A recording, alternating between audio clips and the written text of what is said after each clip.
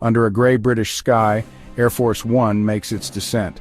Donald Trump is back in the United Kingdom, and the stage is set for an event of global significance.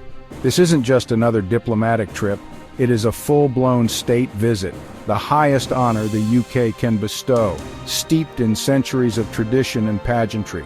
It's an invitation not from the government but from the monarch himself, a choreographed affair where every gesture is freighted with political symbolism.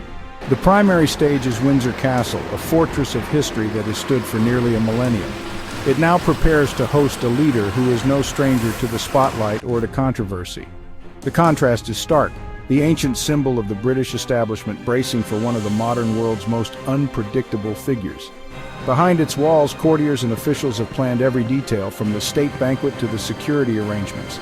The goal is a flawless execution of statecraft, but with this particular guest, the visit promises to be a spectacle of both diplomacy and high drama. The visit, from September 16th to the 18th, 2025, is historic. It marks his second official state visit, a rare honor granted to very few world leaders, placing him in an exclusive club and signaling a deliberate diplomatic choice by the UK.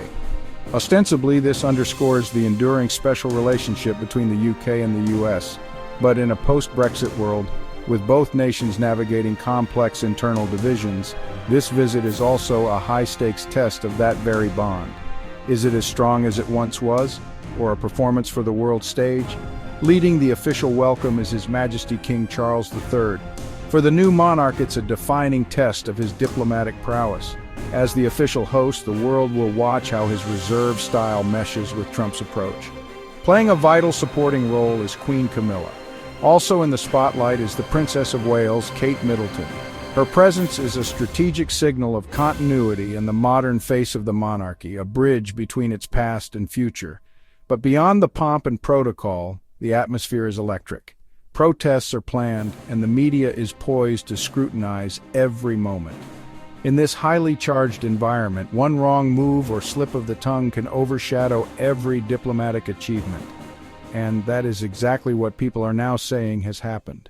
The ceremonial heart of the state visit unfolded within the ancient, formidable walls of Windsor Castle. This wasn't just a meeting. It was a meticulously crafted spectacle, a display of soft power designed to impress and overwhelm. The choice of Windsor, a royal fortress steeped in 1,000 years of history, was itself a statement of enduring strength and tradition.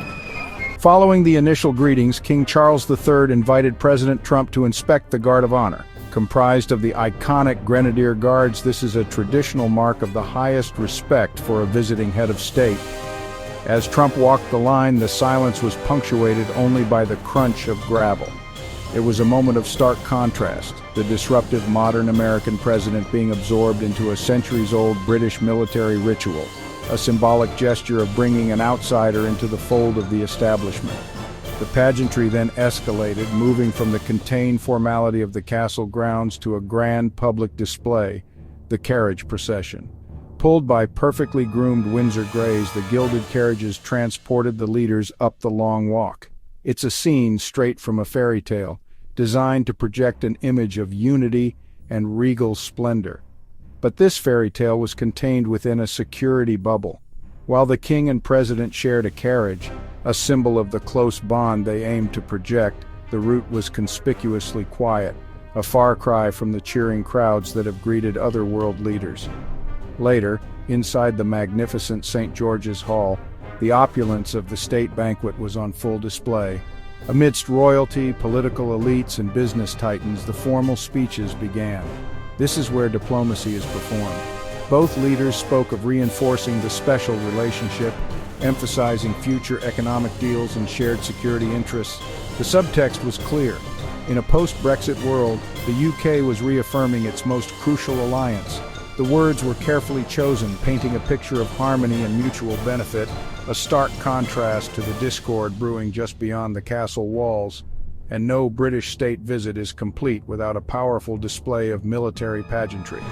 The beating retreat ceremony, a historic tradition dating back to the 16th century, is a mesmerizing display of military music and precision. As the sun set, massed bands marched in intricate formations, their music echoing across the grounds.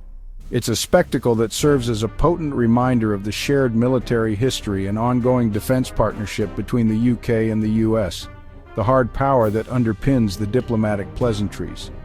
But even as the monarchy rolled out the red carpet, a very different reception was unfolding. In London and Windsor, thousands of protesters gathered, their numbers swelling throughout the day. Their voices were loud, their signs pointed, and their message was unequivocal. Trump is not welcome here. This wasn't just a fringe movement, it was a broad coalition of citizens protesting everything from the president's climate policies to his divisive rhetoric. The now infamous Trump baby blimp, a giant inflatable caricature, became the defining satirical symbol of the opposition. As night fell, the protest took on a more subversive form.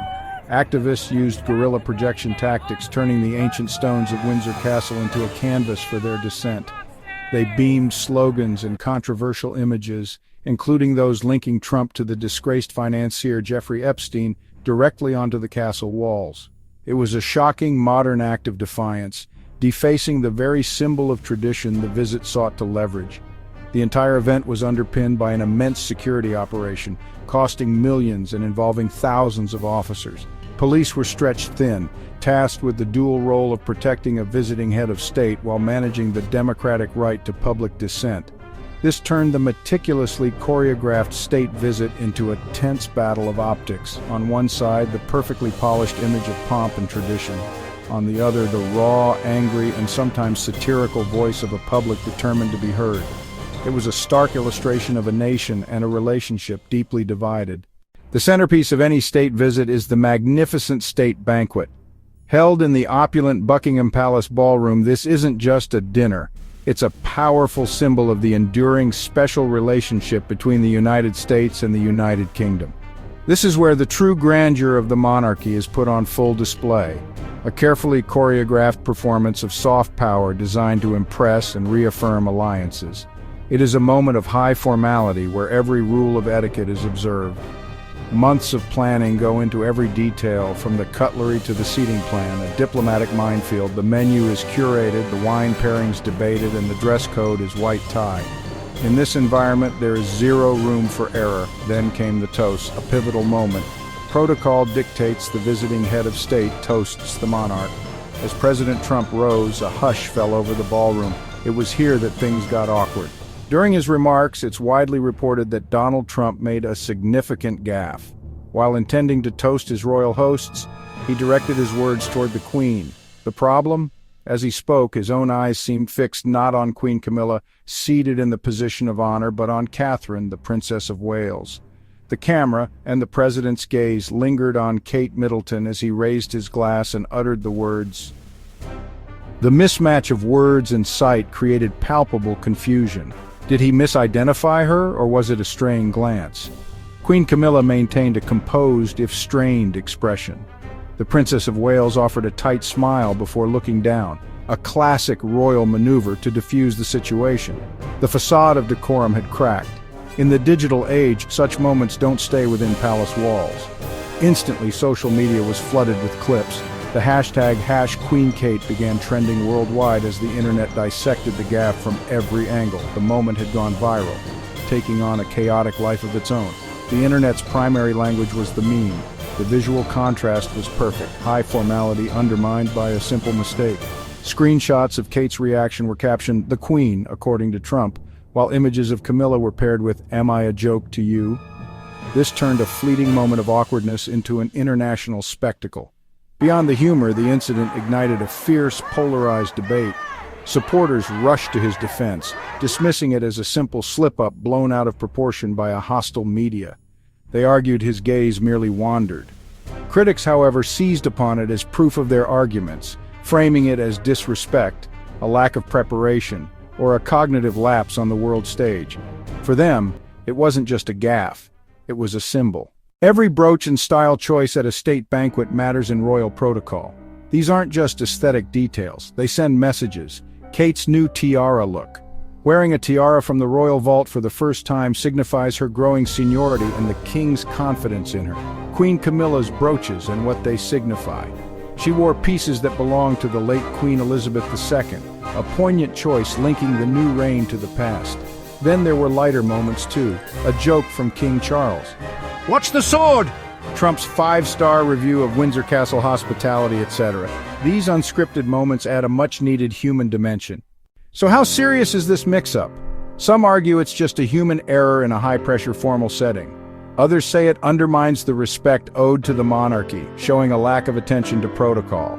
To fail at this is to signal the host nation is not being taken seriously. As the dust settles, what remains clear is this: state visits are about more than pomp. They're about power, perception, and politics. Whether the mix-up is real or exaggerated, it plays into narratives about Trump's diplomacy, respect for tradition, and how leaders handle tiny but telling moments. What do you think? Was the mix-up a harmless slip or a diplomatic gaffe? Drop your thoughts below, share this video, and subscribe so you don't miss future updates as this story unfolds.